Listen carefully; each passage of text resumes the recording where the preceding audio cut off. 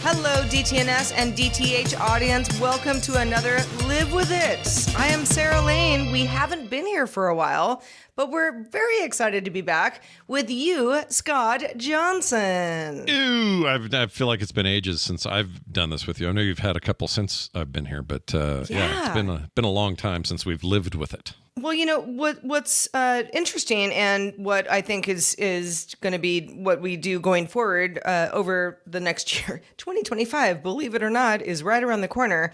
A lot of when we do our annual surveys for our patrons, like, hey, what do you like? What do you want more of? But across the board, people said, we want more Live With It, which is awesome. Now, back in the day when we first started Live With It, it was me testing out something for 6 months or thereabouts and then talking about it. And we're going to continue to do that. But lots of other people, who are part of our larger network, such as you, are also testing out products. So today, Scott Johnson, what are we living with? Well, we're living with the iPad Pro, the latest one. This is the M4-based iPad Pro that came out May or something? March? Oh, gosh. No. Yeah. I can't remember. It was early this year, for sure. And this year went really fast, so forgive my ability to not tell time anymore. But yeah, I got the new M4 fairly maxed out version of the device, and that means the inclusion of the Apple Pencil Pro, which is a new version of the Pencil. This is not to be confused with the Apple Pencil 1 or 2. This is one that you need to use with this device. It will not work with the older ones. And I know that because I tried for the heck of it. And I spec'd it out to be just about as good as you could get. I don't think I maxed out on full capacity. I stopped at a gig because most of what I do, I transfer fairly quickly to a desktop environment for the art stuff I do. There's not a lot that needs to sort of be stored there, so a gig was plenty, or a terabyte rather. I keep saying a gig, a terabyte. I was like, 1 gig. Yeah, well, welcome to 1985 or whatever in the heck I had that. Right, no, I get you. More like 95. But anyway, I also got it with the screen that they recommend, or it's a little bit higher, going to pay a little higher price for it. But the main idea is to reduce glare. Oh, yeah. I was wondering about that. The reason I picked it up is I had a hunch that for that extra money, I might get a more textured feel to the screen. That is something Apple mentioned. So I thought, well, how much of that do they mean? Am I going to be like on paper? Is it going to feel like glass, but just barely textured? Like, what's this going to feel like? And while it's not exactly like pencil to paper kind of drag, right, which is, I won't even say that's what I was aiming for, but I was looking for something with some drag to it for all the art stuff I'm doing it with, which is primarily reason for me to have one. It does have some drag, and it's better than I've seen with any other kind of screen overlay that adds some of that. I used to buy those and try those in previous models. They work to some degree, but tend to get real gross after a while. You have to swap them out. This provides a little bit of drag for the pencil to the screen that is less than just, it's better or more drag than it was when it was just glass. So there's the two benefits. One is no glare. The other is I get an actual texture feeling when I'm drawing. And that's been huge. I absolutely love it. It's kind of hit the right mix for me. The only downside of the screen is the previous glass screens, they'd gotten pretty good at smudge proof, or not proof, but making them less likely to get all your finger oils and kind of create the mess you used to get on the earlier screens. That was getting real good for a while.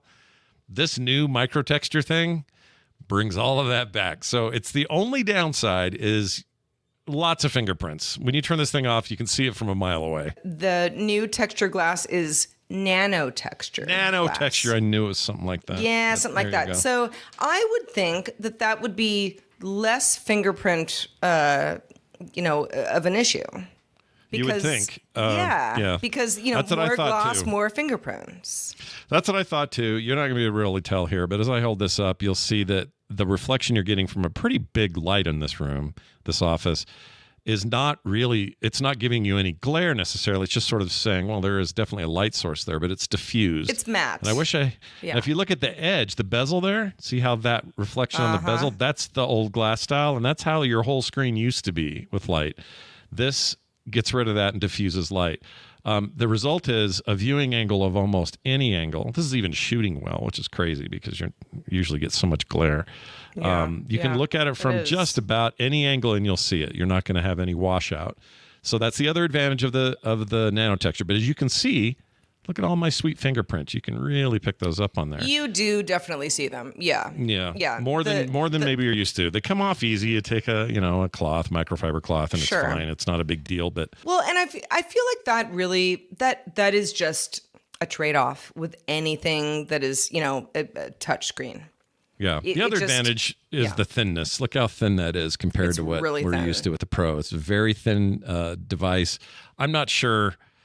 Like, I was fine with the thickness of the previous one, and if they had used that extra space for additional battery, that would have been okay with me. I don't necessarily need it to be this thin, but this is Apple we're talking about, and they love doing this crap, so it's fine. And the battery life's fine, too. I'm not complaining about it, but the extra battery would have been always a welcome feature. So let's talk about battery a little bit. How often are you using the iPad Pro somewhere other than, I don't know, a place that you would dock it or, have it plugged in, and how long does it last? So my average drawing session, which again is my primary use case for this thing, is probably somewhere in the 3 to 4 hour session time. That's how long I'm putting pencil to screen. And that is going to be the time where you use the most battery. If you're watching movies or just browsing the web or doing other kind of computer things, it's really much longer battery life doing those things because they're not doing a lot of calculation and pressure sensitivity and all the other things this device does. So when I'm drawing, I'm actually giving it the most work it gets. It is the hardest work it does.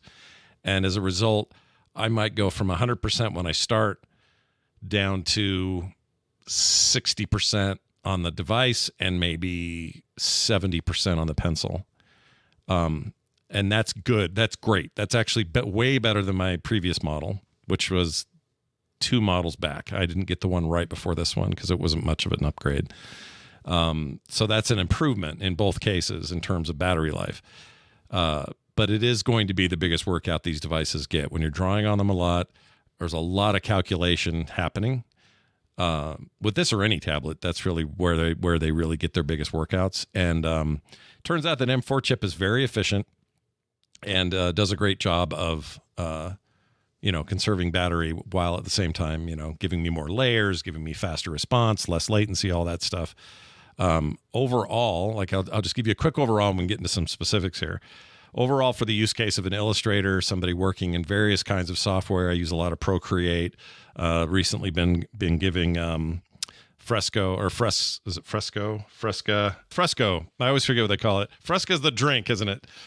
Fresco is their app now that is no longer tied to a subscription. So I wanted to give that a better shot than I did prior. And I think it's quite good. I still think that there are other apps that hold out better. But the point is, having used a bunch of different apps and using different disciplinary types of apps that kind of work together, and then how this device syncs and moves files back and forth with iCloud and my Macs and things like that, this is easily the best iPad I've ever owned.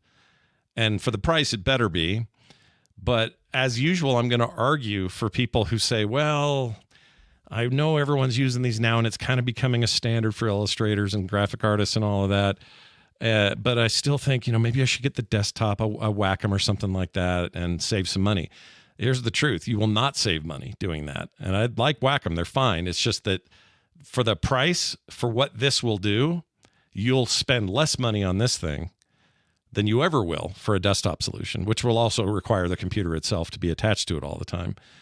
So I still think of all of the standalone options that exist out there, this is the best, not just the best working, best functional, most capable, but ironically, given that it's Apple, ultimately the cheapest.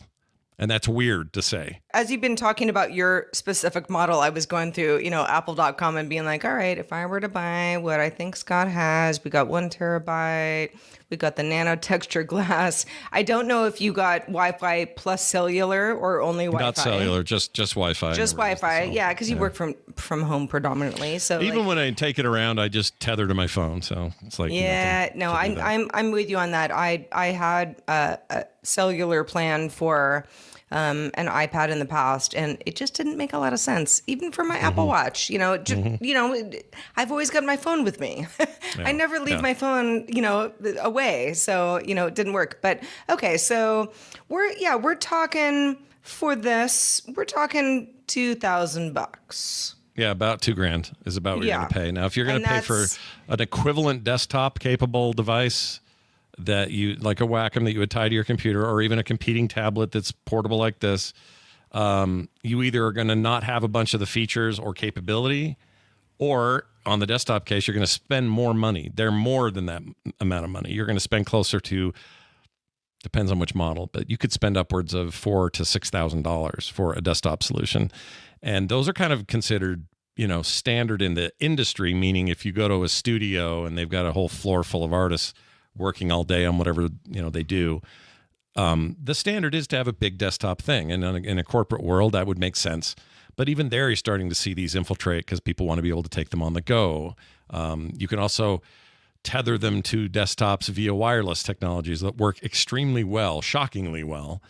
There's just a lot of versatility with this device that I never had with the desktop solution. And I've got a Wacom in that corner over there that's been gathering dust since 18 that I got the first iPad Pro. I've kind of never looked back, and I'm still not even sure Apple knows what they have with this in terms of what the art community is doing with it. They probably do, but they make this device to be. I think. You watch all of Apple's, latest, because everything is now pre-recorded, kind of thing. It's like Apple seems to be pretty dialed into the creative community. Yeah, almost to the point where someone who's like, well, I'm not an artist, is like, do I need this? Mm-hmm. Yeah, and for the power, well, right now we're gonna, M4 Mac Minis have shipped. The M4 notebooks. I've got one here now. Yeah, and those are awesome. The MacBooks were just announced, and those are shipping now or soon. They're about to kind of go the full gamut, right? But we had a whole 6-7 months this year of the only M4 device is this. It's the only one they've had. And so it's been difficult to say, well, how is it performing versus other things that are M4 powered? And we're going to start to see that. So people that are interested in this as a hybrid notebook replacement, which I also do a lot of too. I bought this thing where you cradle it and you got your keyboard, the Magic, I guess it's just Magic Keyboard. Yes. And it's too expensive. Also, the new one's very nice. It's thinner than the old one. Lots of reasons to like it. It has function keys, backlit, all these reasons why it's better than it was previously. It's still too expensive. I think this thing was close to $400. I think that kind of brings me to the question that I think a lot of people have, and results may vary, is an iPad Pro with a physical keyboard, because people, sometimes want to type or need to, whatever. Does that replace a laptop? Is that truly a laptop replacement? For me, so I'm of two minds on this. For me, it is, because I have workarounds for the still problems that are with this being a replacement. The biggest problem most people run into is just some apps are just not the same as their desktop equivalents. So I'll give you examples like, trying to run Google Sheets on here is a pain. The Sheets app is bad. It's just not good. This is a Google problem, but it's just not good, and they haven't made it any better. So if you're someone who uses Sheets all the time and you want to use the official software, you're going to have an ugly time on here, even with this, keyboard add-on and having a mouse functionality and all that. It just is not as feature-filled or as intuitive or as good as how it behaves on a desktop browser. Now, you could say, well, Scott, just run it in a browser here, and you can do that. But you always feel like you're using the wrong... It's just not the same as going from, say, your desktop environment, Windows or Mac or Linux, and then moving to a tablet version of all of that. is just different. At its fundamental level, it is different the way it behaves, moves, acts, all of those things. Yeah. If you can find either workarounds to the stuff that's a real problem, or find better solutions for some of what you already do, if you're willing to do that, then I think you can find a happy place, and that's what I've done. And but I've done that for about 3 iterations now, so I'm used to it, and it's not an issue for me at all. Like everything I need to do, I can do on this thing as if this was a notebook. I can go to a coffee shop and use it like everybody else does. Yeah. But then the beauty is when I'm done, I pop this out and suddenly I'm getting art done where I would normally have to go to a very special place to do that. So, Scott, there are new things that the iPad Pro promises. Part of that is handwriting recognition. Have you tried it? I have. And not only that, I tried the math thing too, because they showed that off at the event. And I thought, well, I got to do that as soon as I can. And even before the Apple Intelligence update happened, some of that stuff was in there. And also, this thing got that update way late. I don't know if you guys remember, but it got delayed. It was bricking some people's M4 iPads. There's a whole other story with that. I was able to avoid that problem. It didn't brick mine. I was okay. But since the Apple Intelligence update, that stuff's gotten even more robust. Basically, it's as simple as it sounds. You sit down, and with my horrible penmanship, I start writing. And it knows what I'm writing. I don't believe that you have horrible penmanship. Oh, I have the worst penmanship. There's no way. You wouldn't believe it. There's no way. I promise you. You're an artist. Somebody's ability to draw stuff and their ability to write stuff are not connected, as it turns out. Like, not even close. At least not in my case. I have horrible writing. And so actually that's a big boon for me, because there's a lot of stuff I do like to write down. I take a lot of notes by hand. I can read it, right? I know what I meant when I wrote it. But my wife's like, what the crap are you saying here? This has been extremely accurate in translating all of it. It knows what I'm writing, and I don't know why it knows. I didn't have to train it. It just knows. And it works even better, obviously, with people who have really nice penmanship. I think it's maybe a little faster for them when there's not a big goofy looking D or something like that. But it does it very quickly, and that's nice. The math aspect is also very nice. You can draw out some sort of equation, simple to complicated. Not much of a mathematician, but I can do, a relatively complicated string of numbers and have a lot of stuff happening with it. A little bit of algebra, and it will pop out on the other end the exact answer I was looking for, or the accurate answer to what I was writing. So that's very cool, especially if you're in the middle of a meeting and you're taking notes and you're like, well, wait, if I ship 300 of these and these are $8 a piece, and I'm like quickly writing this stuff down, not using a calculator, it's just pumping out numbers, and they're now part of my notes. So I have real numbers in my notes, and I can take all these notes first, and then if I want to have writing recognition, see what I've done, and then convert it all to text, great. Or I can have a lot of that happen in real time if I want to. There's a lot of options for that. And kind of low key for the last few years anyway, the Apple Notes app has been the killer Apple app. That thing is awesome, and I use it for everything. And it's even more powerful now. Yeah, I use it for so much stuff. Like, I have lists of movies I want to see. And there was actually an article I read recently. Like, do people really use the Apple Notes app that much? And like everyone, we were like, yep, we do. It's great. I mean, for every single thing, like a weird password I have to remember in 90 days, like it all goes in there. Yeah, and if I have to, pump out a quick PDF, or if I need to share this with my wife and have her take a list of addresses and apply it to a bunch of envelopes, I can do it in seconds. She's got it. It's all synced. It's now a shared note that we collaborate on. You delete them, they delete them for both of us. Like, there's all this like really cool functionality in what you would think is just a simple app. There's so much more going on there. And on this device, because of pen input and that kind of functionality, I'm able to get even more out of it.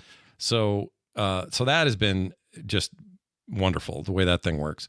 But it's also kind of true for a lot of the other stuff I do. I want to make this point really clear, because it kind of goes with what we were saying earlier about a notebook versus a home-based kind of desktop-based computer. And this is an alternative to notebooks and that sort of thing. If I was somebody who could, I mean, I suppose there's a way to do this depending on what you do for a living, but having this be your sole device seems crazy to me. I couldn't do that, because the intuitiveness of, or I guess the breadth of capability you would get on the desktop or even a notebook is not necessarily here. There's a lot of ease of use happening here, but I don't have a full recording suite to do 8 podcasts on my network, and also use this same device to do live recordings and streaming, and the same device to draw on, the same, like, I don't think any of that's happening anytime soon. But I also feel that way about notebooks to some degree. So so at home or here in the studio, I have a Mac Studio. And it's doing all the heavy lifting when it comes to video editing and all the like post-production stuff I do and the real-time streaming, and all this is happening here on that device. This is like, take this with me. I do all my, like, got to do emails, got to write, got to do this, do that. And I get to draw on this thing. And it is my number one go-to illustration device. It's just the perfect complement these two things together. I'm happy to hear that. So do you knowing that, you've got the Mac Studio at home, that's your rock, right? And then you've got the iPad Pro that you can take around with you. Can either of them do what the other cannot? Yes. So the obvious one is on this device, I can sit down like last night and draw this duck. Okay. So we got a duck. Can't do that on my Mac. Now I could if I had a big Wacom attached to it, but then again, we're spending way more money and it's not portable. So the capabilities of this as a standalone be-all, end-all art device, that is already established for me and a lot of other people. This is the default right now. It doesn't mean that you need the highest end M4 with the nano texture and every single bell and whistle to accomplish this. You can do a lot with even a mid-range iPad and an iPad Pencil 2.0 and, a decent spec with decent storage. Like, you can do a lot of what I'm doing. It's not that this high end needs to be for everybody, especially if you're just dabbling or having fun or whatever. But on the high end side, where you're trying to do production level work at massive resolutions with as many layers as you can work with, that sort of thing, this is the go-to right now. So in that case, yes, this is a thing that is unique to it and it itself, and it is the top of the line right now. On the desktop side, like I said, streaming, recording, editing, working with a suite of more professional tools in audio, video, and other stuff, that's still very much a desktop domain, and to some level a notebook domain, like a MacBook Pro or a reasonably spec'd Windows PC, still going to be the better solution when you're talking about that kind of stuff. Yeah, that was going to be my next question, and kind of, my last question is, you are obviously you're smitten with the iPad Pro M4. That is great. It seems to work so well for you. Is there anybody who should just, I don't know, hold off or look for something that's cheaper or different? I think if you are trying to, if your use cases are purely business in the traditional sense, check some spreadsheets, open some documents, write up a quick email, check my email, these kinds of like run a day, everyday things that we all do with various devices. I think I would still say to them, look at a MacBook. In fact, I even look at like a MacBook Air. I wouldn't even bother going super powerful. You don't need to. I think some people buy more than they need, right? And I would also M1 say that MacBook Air is, my favorite machine. Those are great, right? Yeah. Like they're awesome. That's what my wife has. She absolutely loves hers, and it didn't break the bank. And we even got it refurbed, I think, which has even made it even less. And there's no reason for us to rush and upgrade. It's funny because I think this is the only time I would say Apple has really done a disservice to their planned obsolescence, if it even exists. I'm not saying it does, but this feeling that you need to always have the fastest, hottest thing. With the Intel times for Macs, there was a feeling that, this thing is not running like it did a year ago. It's so, because other stuff, I need this for the software, I need to get a new one or whatever. This M1 through M4 stuff is ridiculously efficient, fast, and awesome.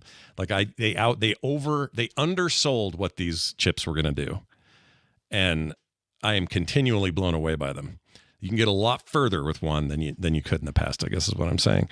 So I don't think this one that I have is for everyone. I think if you're just looking to, I want to learn how to draw, or want to mess around, or want to draw this, or I'm just creating quick comics, or putting them up. I want to read books. Exactly. Although that nanotexture really beefs up your like comic book reading. If you're into comics at all, I'll give you an example here. It's the number one reason that people say, "Oh no, I don't want a tablet. I need, something with e-ink because I need to read outside. I need to bring it with me." Yeah, and look at this. I mean, full color comics with an amazing multi-view angle. I can go flat on and still see that thing. And of course, all the the pinch and zoom capability that you require, this sort of thing, so you can blow stuff up to whatever you need. Yeah. So as a comic book reader, this is also my ultimate device, but that's all secondary to the production needs I have for it, and in that way, it shines as well. So it really depends on what people come to me with. If you're somebody who's already in the business of professional illustration and freelance and that sort of thing, you probably already know this. This is all landing on the choir is being sung to, because you already know. But there are going to be people in the mid-range who don't know. They're going to be like, "Would I go all the way and get the best one?" Yeah, preaching. Yeah, isn't that right? We preach to the choir. Yeah. You don't sing to them; you preach to them. Well, exactly. I don't know what you do. It depends. Yeah, Yeah, as you can see, it didn't help me with my metaphors very much to get the high-end one. But anyway, I'm excited for you. Everything from that on down, like all the other stuff you need to do, checking your Discord, watching Netflix, download a movie on Prime, have it run extremely well and be beautiful in 4K plus, whatever. All of that is still true. These devices have always been great at that. It's just that production-wise, it's a robust computer. Yeah, I've had quite a few folks ask me, because they're like, "Sarah, as the tech friend that I have, should I get an iPad Pro?" And I'm like, "What do you want to do?" That's always my first question: is what do you want? What do you want to do and achieve? And what is your current setup? And everybody's different.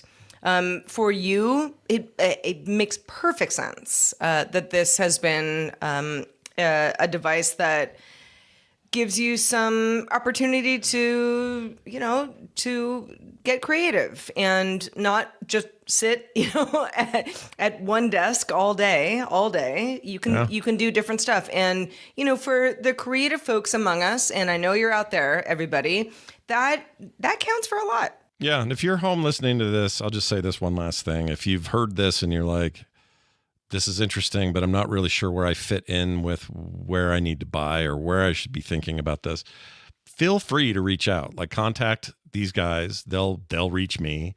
I'm happy to answer questions about this stuff. I actually really like talking about it. So if you've got any questions about your creative output, how this might help you, how it might not, maybe you're in a very different situation, I've got recommendations kind of all over the map. So please feel free to reach out if you have questions. Well, Scott Johnson, thank you so much for being with us today. This was so fun. Always a pleasure. I love being here and doing this, and I'm glad that we could live with each other for just a short time. We haven't actually ever met in person to this day. Scott Johnson and I have not met in person. Hard to believe, but it's true. We'll make it work sometime. Maybe I'll have an iPad Pro at that there point. You go. But we're going to go ahead and wrap up this episode of Live With It. Reminder, if you enjoy the show, remember, we can only do shows like this with your continued support for us on Patreon. Thank you to all the patrons for being with us all this time. We know you want more Live With It, and we are ready and willing. Visit patreon.com/DTNS to learn more about it. Until next time, I'm Sarah Lane, and you've been listening to Live With It.